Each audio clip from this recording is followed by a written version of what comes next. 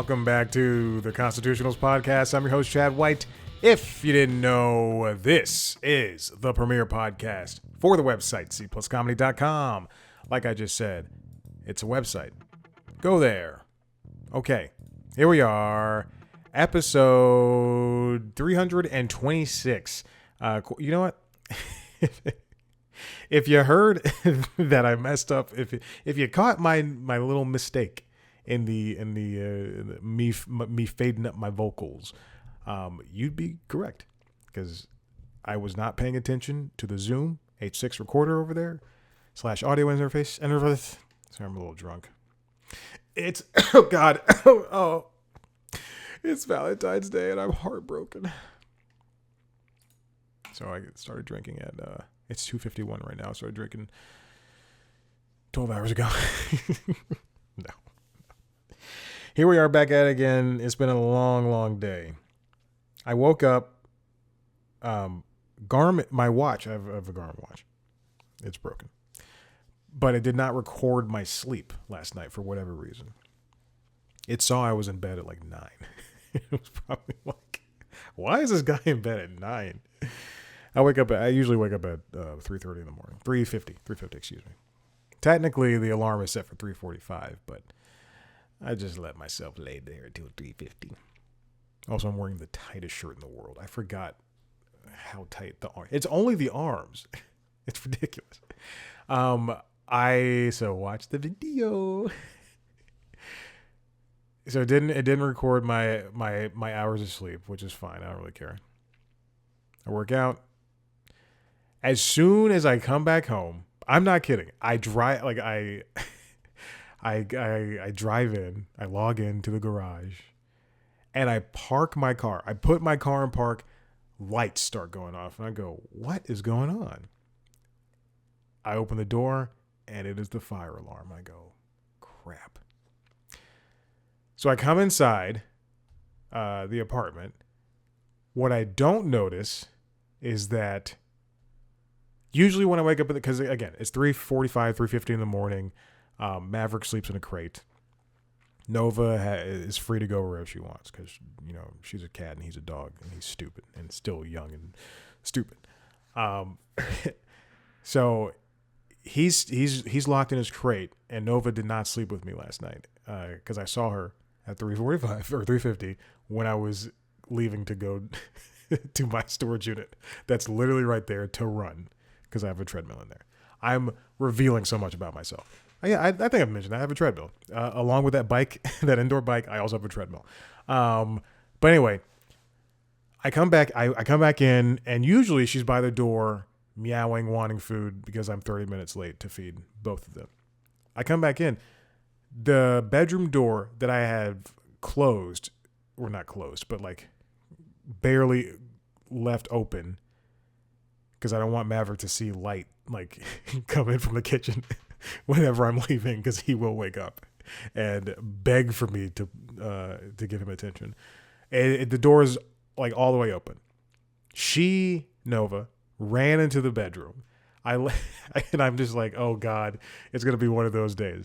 The fire alarm, it has not gone off a lot in my apartment complex. Actually, in fact, there's 2 buildings on the property. It's gone off at the other building more so than it has here. But I've been here 5 years, and when I first got Nova, when it was just me and her, she would, and I had a different couch, she would go under the couch and hide from the fire alarm. And then eventually she, not like it happened often, but the second and third times, it like she got used to it. I remember one Christmas. This is like a couple of days before Christmas. I think a lot of people were transplants that live here, but they were almost everybody was gone. And let's pretend it was December 23rd. No one came out. The alarm went off. No one came out. I'm standing outside and it's freezing. And I'm just standing outside with Nova in her carrier. And I'm just like, no one was outside. No one. Which was just mind blowing to me. I'm the only one here. I grab she's frightened. She's sitting in the closet, just frightened. And Maverick's usually he's like sitting up waiting for me. He is, if you've ever seen a pit, ever seen a pit mix or a pit bull, he's in that defensive stance where his legs are out, his front legs are out, and he's like, yo, what's up, man? What's going on? So I grab him, and usually when this happens, nobody listens. I'm not kidding. Nobody listens. Nobody's going outside waiting. But it went on the alarm went on for because usually, they're testing the alarm, and then it stops. But this one went on for minutes. I take Maverick downstairs, and I just see people lining up, and I go, oh, well, shit, let me go grab Nova. Run back upstairs. I'm still in my gym clothes. I throw on some pants. I grab Nova, put her in her carrier, and now Maverick is scared. Now they're both scared. I have two scared animals, and now we're outside in the cold, waiting with all these people. We have a dog park on our property. Since a lot of people are afraid of pit bulls, I do not allow them. I don't allow, and they run from Maverick. They do. These people, I've seen people run from Maverick or like walk in the middle of the street to get away from him, which is something only other people with pits understand what I am saying at this point, or with big dogs, with dogs who are perceived to be aggressive. Only people with dogs who are perceived to be aggressive would understand exactly what I'm saying, especially if you're a person of color. But there's a lot of people here with their little doodles and their little,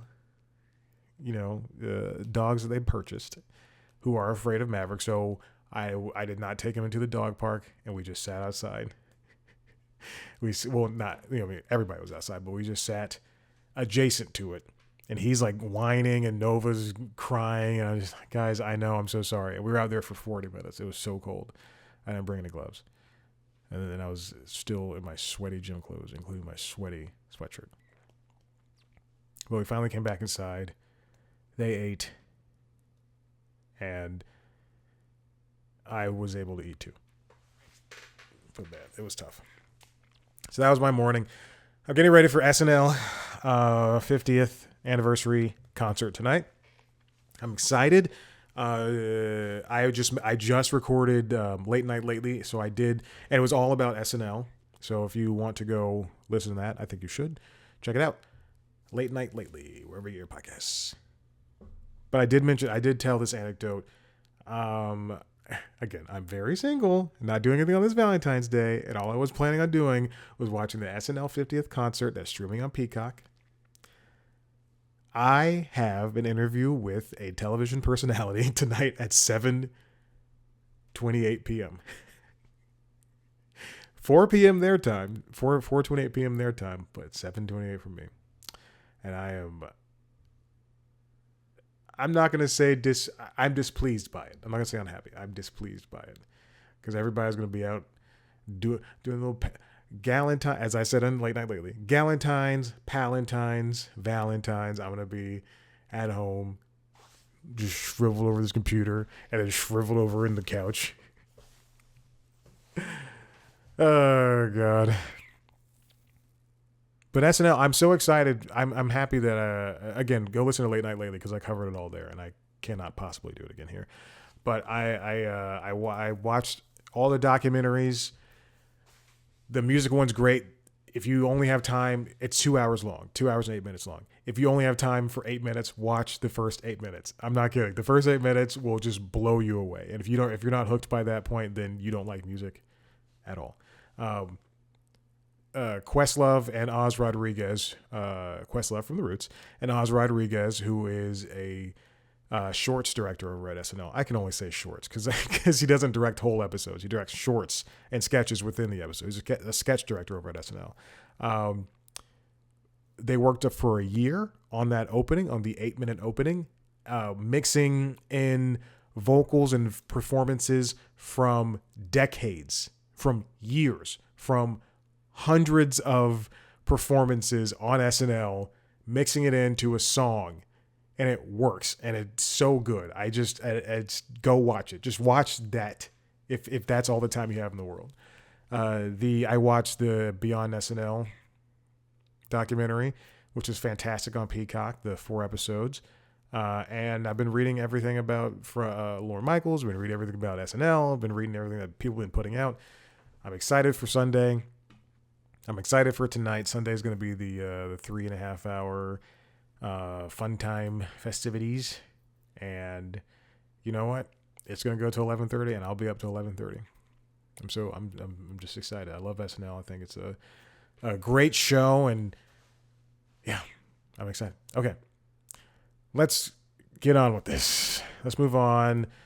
You know, I've been busy this week when two stories don't even have headings to them. They're just put into the Notion page, and I might actually have to do my thing where I get behind the paywall. Get behind the paywall one of these stories. This comes from Bloomberg, written by Mark Gurman.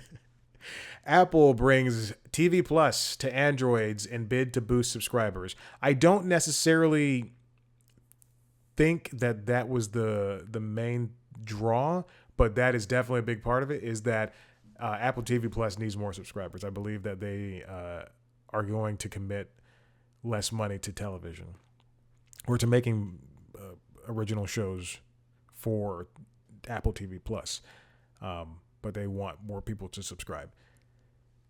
The app just kind of dropped on Wednesday. It was essentially the middle of the day, and then stories started coming out. Hey, this might happen today, and then it just happened like an hour later, which was like I'm happy it happened, but also this is a little bit late.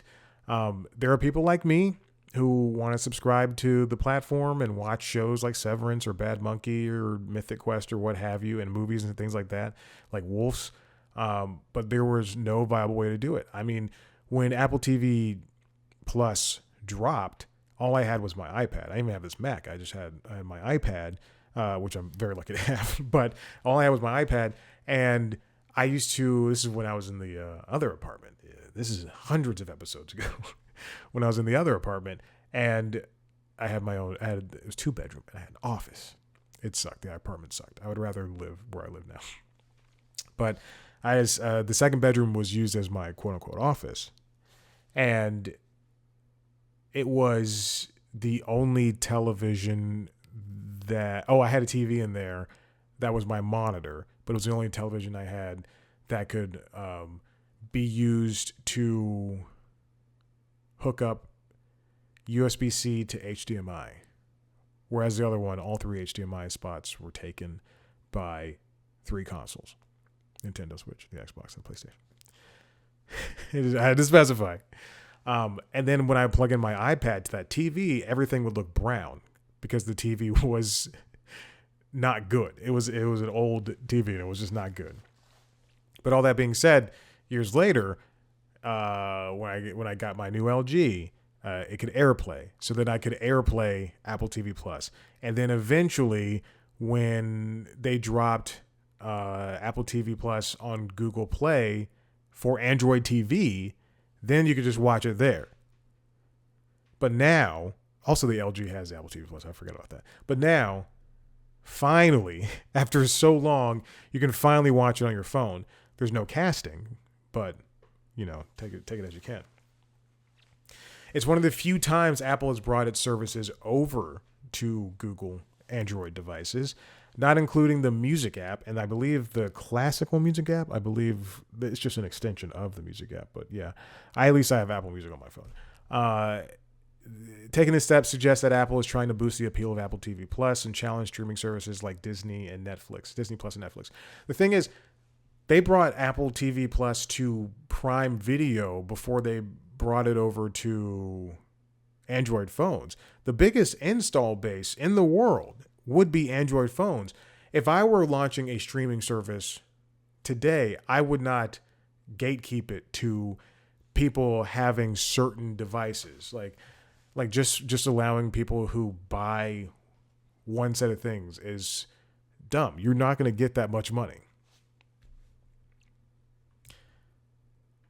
You can also watch the MLS Season Pass. What it's missing is the things that you own on Apple TV regular, not just Apple TV Plus, on Apple TV regular. Like if I open up the Apple TV app on my phone, which is here's boom, it's opening up.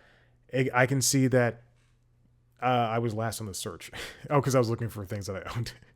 But I can see The Gorge is a new movie that's up there. I can see Severance. There's new episodes. I can see my continue watching. I added The Gorge, and there's a new episode of Severance and Mythic Quest and Invasion. Oh yeah, forgot things I added to my phone to that playlist. But you can't. I can't go and do the same things. Like if I open up the TV app on the Mac here, I can access the things that I own.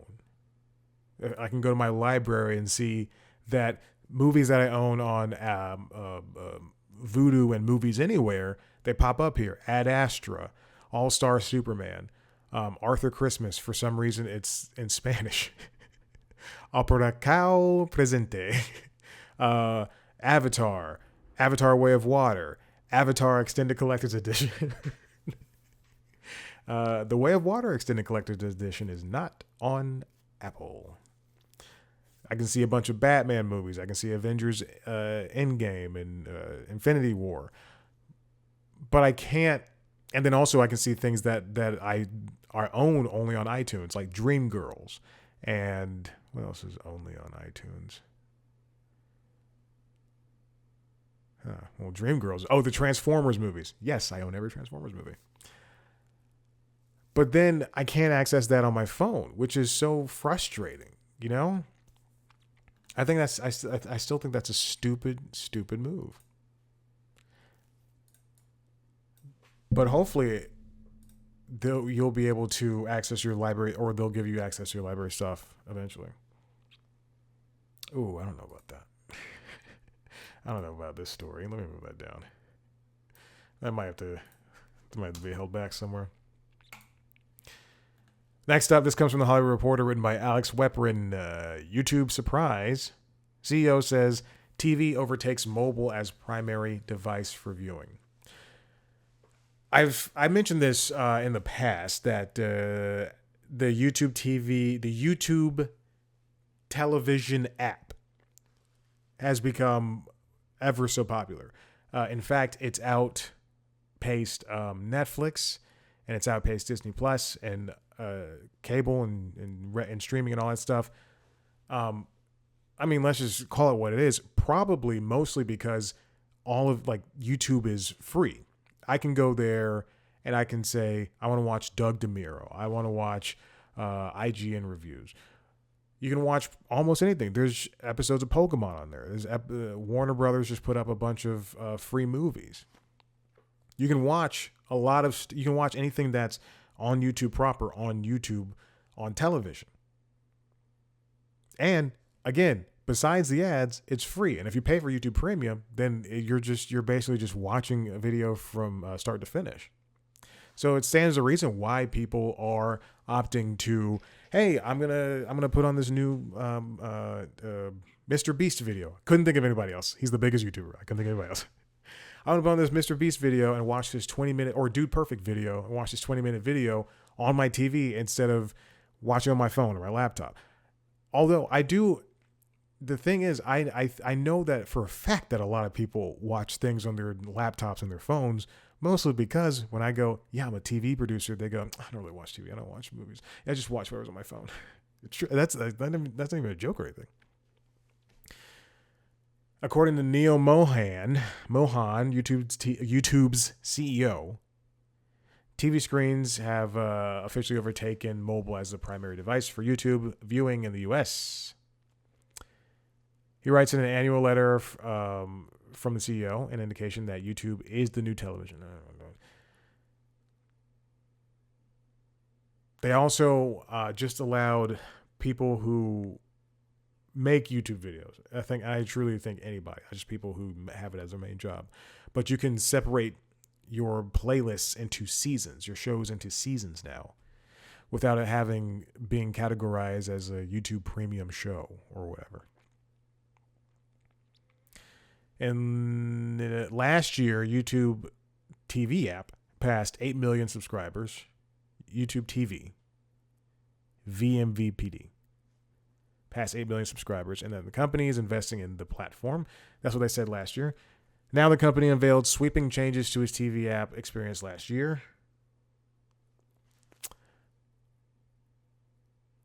In a section called YouTube will remain the epicenter of culture. He noted that 45 million Americans watched election-related content on Election Day last year, and he noted the success of videos like no, just he noticed some successes of videos that were politics-based. YouTube's bringing more AI tools to creators, and despite early hype around AI image and video generation products, YouTube is developing them as well. Mohan suggests that YouTube creators are finding simpler, practical tools to be more helpful. It's YouTube is going to be popular. People have been treating it as its own TV show for years, or TV thing for years. And it as much as I hate in the way things are going, because I've steered away a lot from how people treat traditional YouTube in the past couple of years. I think it's my, out of all the stupid social networks, I still think it is the better one. But how have I pivoted away from it? I don't like people bleeping out words. Just say it. Oh, we can't say this word. Just say it. I don't want to trigger anybody. Just say it. All right? And then if you can't, then don't. Don't even hint at it. Just be. And then for tech reviewers, I just don't like it when a lot of them are just too showy. Just review the thing. There's too much editing. And I swear to God, if you are somebody who is a food person, if you're cooking food, I don't want to hear you eat it. I don't want to see you eat it. It's disgusting. The moment I see someone eat something, I click out of the video and I say, not interested.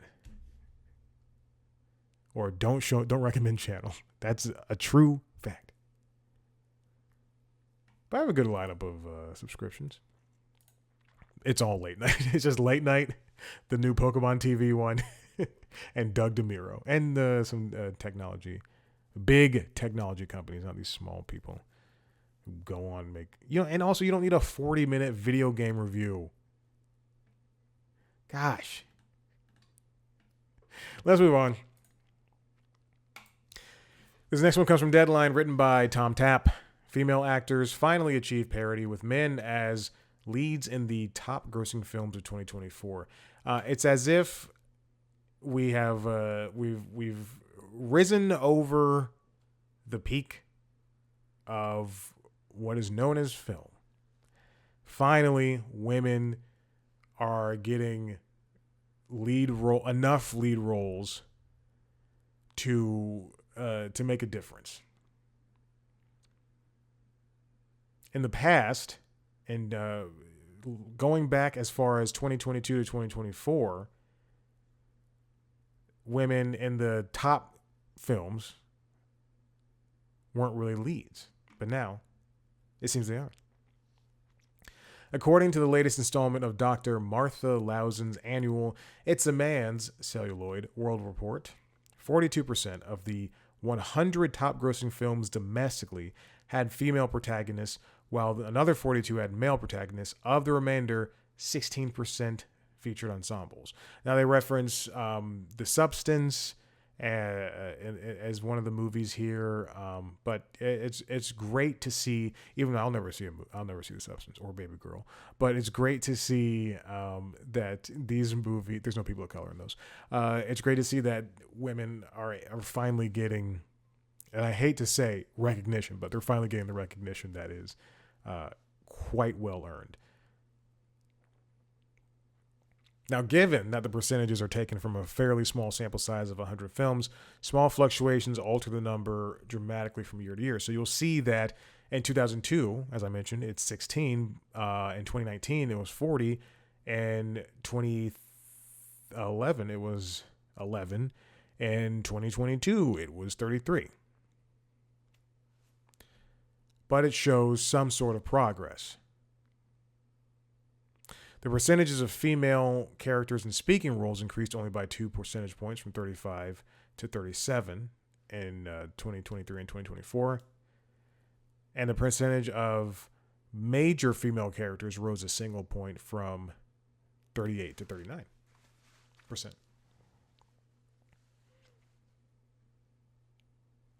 I wonder when we're going to get, people often say they want like award shows like the Oscars, like the Emmys, like the Globes, to ignore gender when it comes to awards, like, best female supporting actor, best lead male actor, all that stuff.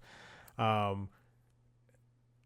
think, if that happened, I think women would always get railroaded. But there's got to be a better way to do it, There's got to be a better way that's not gendered, but also in a way that it won't be a white guy winning every single year, because that's what would happen if we did that. What was I getting at? I really don't know. I lost my point. But I would like to continue seeing this trend upward. And also, I kind of just want to see movies where it's like typical, that's a boy movie. Like I've heard that 2025, guys. That's a movie for boys. I want to see more action movies with women, where they're not trying to make a point. Where I want to see that Fast and Furious, starring all women. I want to see, while I don't watch superhero movies anymore, I'm more interested in watching the Marvels. More so than I'm interested in watching Captain America. And it's not because I'm not a patriot. I wake up every morning and I salute my flag and I pray to God and I say, "Oh, please make America great again." But I want to see more movies along those lines, because it'll actually, you know what? I should have said Captain America, because there's a man of color in there, but two men of color at least. Captain America and the new Falcon, right? Yes, I believe the new Falcon is the Latino Falcon from the comics. I know comics. I just stopped watching the movies and TV shows. No, I'm watching Gotham. Gotham's great. More women and roles. Gotham's good, man. I really like Gotham, because they're not beholden to any universe and they can do whatever they want. They just, and in the second season, there's a guy named Cameron. I forgot his last name, but he's Cal Vestas in the Star Wars Jedi games, Jedi Survivor and Fallen Jedi Man. I don't know the first one. I tried playing it. It was so boring. The second one, better. In fact, I beat the second one. The first one, I think I got an hour in. But Cal Vestas, I think that's his name. They killed him. He was the Joker. He was straight up the Joker, a version of the Joker. And then they're gonna bring in his twin. Oh, so great! It's so great. It's so silly, and it's not silly like The Flash and Arrow. I watched all of those, and those shows were annoying. Although it would have been cool to. Anyway, never mind. Because Gotham, I would say, is a lot like Smallville. And we saw how Smallville turned out. outside of what's happening. Oh my God. Oof. Colts. Man. But Tom Welling turned out to be a nice guy. I'm vamping right now because I'm legitimately trying to find something that just happened before I sat down for this. Okay, cool. Because it goes along with the story. Now, this comes from the Wrap, written by Josh Dickey. Pentagon removes NBC News, New York Times, other media from offices in new rotation program. New participants are going to include, surprise, surprise, One America News Network, the New York Post, Breitbart, and now HuffPost. This happened last week. the Pentagon's now instituting this but this switching out mechanic in order to get these right-leaning places in. I don't know what HuffPost happened with, but it's I just don't understand it.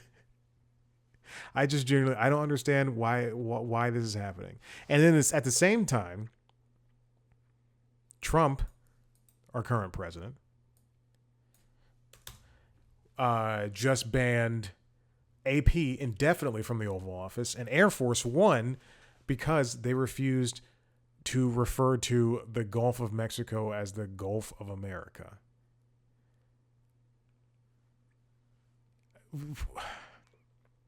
What's frustrating to see is that in the past few weeks, we've seen tech leaders, we've seen tech companies, we've seen media, I'm not going to say media because I don't want to be one of those people.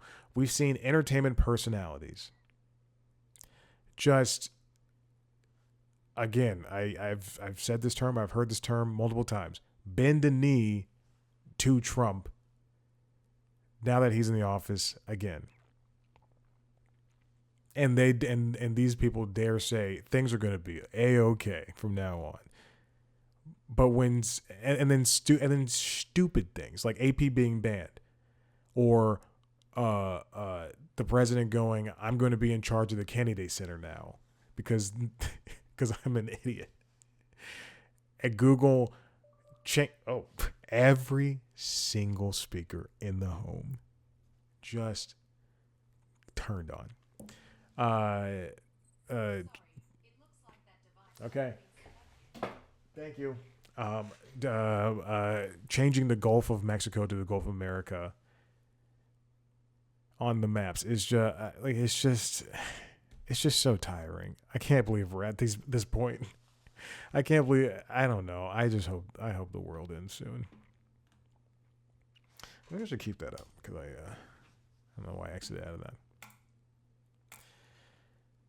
But speaking of news, is cable news dying? This comes from Alex Weprin over at The Hollywood Reporter. The final flicker of cable news as we know it. MSNBC is going to be spun out. CNN is restructuring right now for the third time in as many years. And the Murdochs are launching a streamer. But at this point in time, from the outside looking in, it appears as though as cable news is struggling. Take away what's happening at CBS Evening News, the changes there. It's turning more into PBS NewsHour. PBS NewsHour even had its own revamp in the past couple of months. NBC Nightly News is still humming along, and ABC World News Tonight is still going.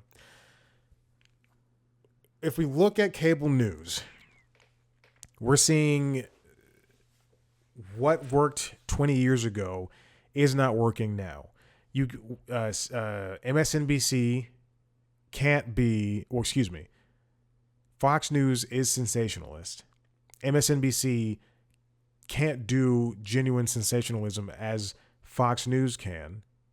CNN is now owned by somebody who is clearly on the right side, on the right side, not on the right side, on the right. And it's run by somebody who, Mark Thompson. It's owned by David Zaslav. It's run by Mark Thompson, who, yes, brought BBC and the New York Times back from the brink, but BBC was years before the New York Times, and the New York Times is a print and digital focused thing as opposed to what CNN is.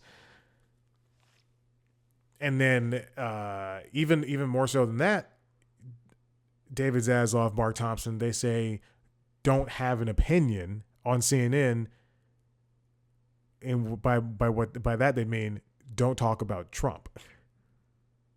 But you have to when you are a 24-hour news outlet. And I know I used to work there. And I know I want to work at Warner Brothers again. Warner Bros. Discovery, and I know that they are hiring in the Atlanta area. And yeah, I know I've applied for about 20 jobs. It's not a joke. I think it's like 15 or 20 jobs that I am qualified for. Oh, baby, don't you better believe that I'm qualified for all those jobs. But they're not going to listen to this. The problem is when you have a news outlet, when you have something that's supposed to run, let's pretend 18 hours a day from 4 a.m. until midnight, there has to be a little bit of lenience when it comes to how CNN has to operate and the personalities they have. You can't have people going one way or the other, but you also can't have people who have no way to editorialize something. That's what opinion pieces are for. So let's go over this one by one. MSNBC is being spun off. Currently, they're in SpinCo, which is the placeholder name for NBC Universal and Comcast's spinoff company, where they're spinning off CNBC, MSNBC, Bravo, I think. What else do they own? Golf and something else. But they're all being spun off so that it just lessens operating costs for MSNBC. The hair on my beard is just like popping up everywhere. My mustache is going into my nose, and I shaved last night. For CNN, they're restructuring again. When I was there, they were restructuring. Before that, they were restructuring. But now they're trying to focus on doing, I guess, slicker news and mixing up the anchors and everything, and then also relaunching some type of streaming product. Whereas Fox is trying to launch its first streaming product, or its second, technically. I don't know. Fox Nation should be its Fox News streaming product. I don't understand why they're doing this. It's in the same way that I think that Disney Plus should have just been launched on Hulu. It's not hard to understand why cable news business is seemingly on the edge of a precipice, despite the fact that there's more news than ever with the president, who is an avid viewer and has stacked his cabinet with TV veterans. As CEO Mark Thompson told staff January 23rd on CNN, there are, quote, profound and irreversible shifts in the way consumers get their news, and the product needs to reflect that. Those shifts are even more stark when looking at the troubled economics of cable TV. We see that viewership is down across the board, but it has increased on the news. MSNBC viewership increased 57%. Fox News increased by 50% in the past decade, despite the fact that people are still dropping cable proper. They may pick it up in other places like YouTube TV or Hulu with Live TV or Fubo or Sling, but that doesn't necessarily mean that they're going to go back to Spectrum or DirecTV, the rest.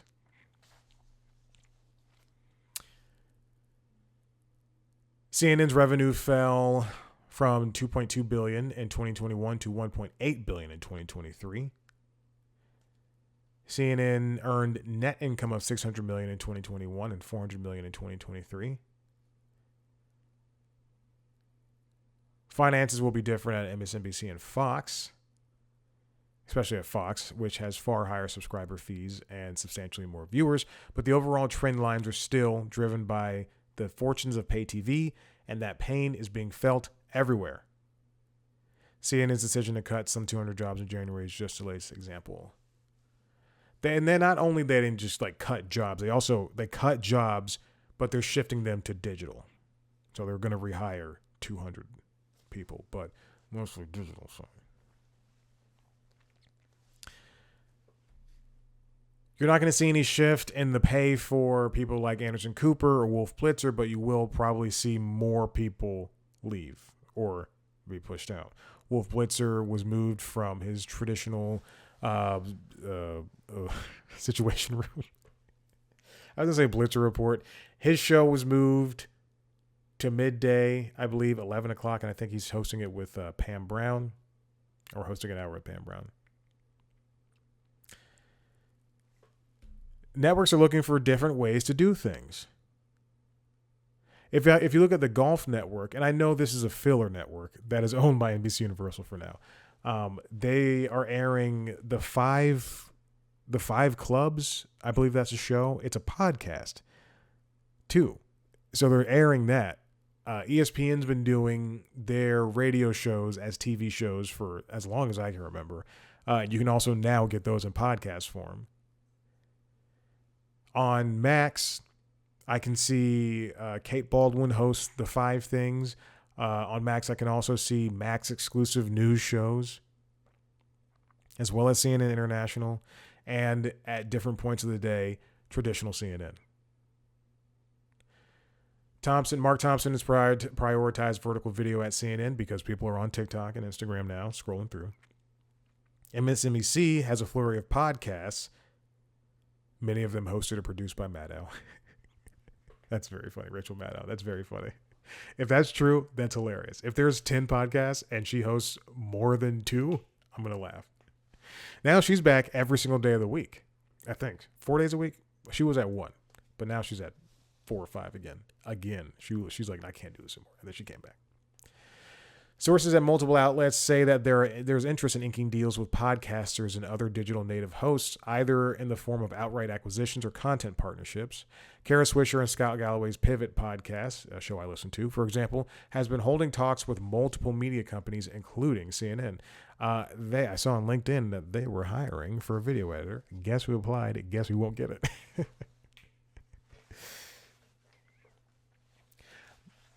But as we see cable news switch into like 24-hour coverage, is still somewhat not enough because, especially with this president, you sometimes wake up to news and go, "What the fuck happened?" Like, oh my gosh, how is this competition going to remain the way it is? Is Fox News going to be the everlasting leader? In the same way that Netflix, I hate to relate Fox News to Netflix, but in the same way that Netflix is the streaming leader, will that be the same for Fox News? The racists love watching that network. I mean, they're older. It's an older generation, and they're gonna want to stay with cable no matter what and watch that no matter what. So at this point, CNN and MSNBC are racing for second place. There's a great chart down here that shows ratings. And it doesn't matter if MSNBC has Jen Psaki or Chris Hayes and Rachel Maddow and Alex Wagner. CNN has Allison Cooper, the rest.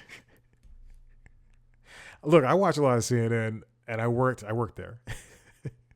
And I worked at an NBC affiliate, so I know a lot of the NBC people. But there's more names at MSNBC than there are at CNN at this point in time.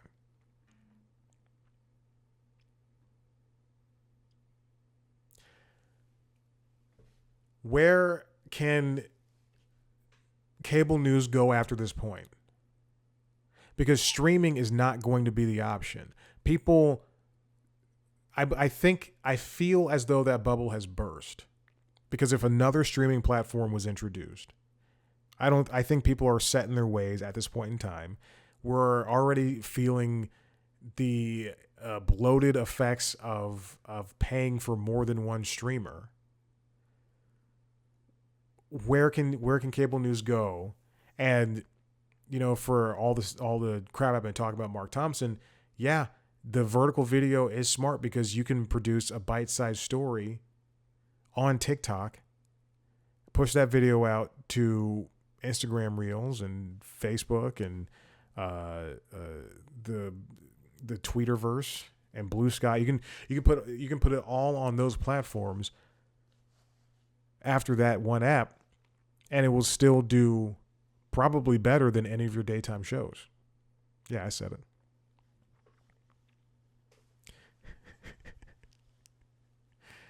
the one. Never mind. I'm not gonna say this. I know I've mentioned it before. There was one person at CNN who was an anchor, was not very nice to me, but she does not know that. She does not know that. Her producers were jerks though, and they know. I complained and nothing happened. But anyway, these vertical videos, that's an important step. That's a key step. But also, podcasting, you've gotten into it a little too late. I think the fact would be just continual effort needs to be put in to staying on top of all types of media sources and ways that people can, I hate saying this, consume their media and their news. So even if you're late on podcasting, even if you're late on TikTok, still put that stuff out there and get your hands in all those bills. I don't know. I'm tired, man. I've been talking a lot, working a lot, and working involves my voice right now. I'm a phone sex operator. But there is a way for CNN and MSNBC and Fox to survive and thrive. And it will be multiple tent poles. But just don't put all of your eggs in one basket, because eggs are so expensive right now. So don't put all your eggs in one basket and say streaming is the answer. Because Fox could drop this streaming product, release it, and it could not do it. They could be so confused as to what it is. They could go, what's Fox streaming? Why is it not Fox Nation? In the same way for CNN, when they do this new streaming product, after they've done their new, monthly subscriptions for the CNN.com, people are going to be subscriptioned out. You're too late on that. But you have to have a reason for people to watch. And I'm not just saying exclusive shows. Yes, Peacock has the exclusivity that is the SNL live music show tonight, live concert. And Netflix has WWE now. And Apple has the only way to watch U.S. soccer. But they also have other reasons for people to keep coming back. And if CNN's new streaming product can't do that, and if Fox's new streaming product can't do that, then there's not going to be a point. I will say this about Max. And I'm not somebody who does this, but they do have some of the podcasts on Max in like visual form. And by that, I mean I think there's a Batman podcast or something along those lines. And I think there's a Flash podcast from the TV show. Is that true? I'm not even going to triple check, but I know there's a Batman podcast. Or Kara Swisher actually did host a Succession podcast, but they had like visuals that you could play while listening to that on Max. Like it would be the podcast episode, but it would be on Max. If that's your bag, I don't know. Listen, if you like what you heard here, head to the website, cpluscomedy.com, where you can see me talk to your favorite famous people. If you want to see a video version of that, head to youtube.com/cpluscomedy. I told you I have an interview tonight. I just did an interview nigh upon an hour and a half ago. So I've got interviews for days. I just put out interviews with the Night Court cast. So check that out. If you want to listen to, if you want to watch a video version of the show, go to youtube.com/cpluscomedy. You can see a video version of Late Night Lady, the Late Night Show, and LinkedIn Logs, the Jobs podcast. You can subscribe to those wherever you get your podcasts. You can follow us on TikTok, Instagram, Facebook, and Blue Sky at @cpluscomedy. Me at Chad Black White. Thank you so much for listening. We'll see you next time. Bye.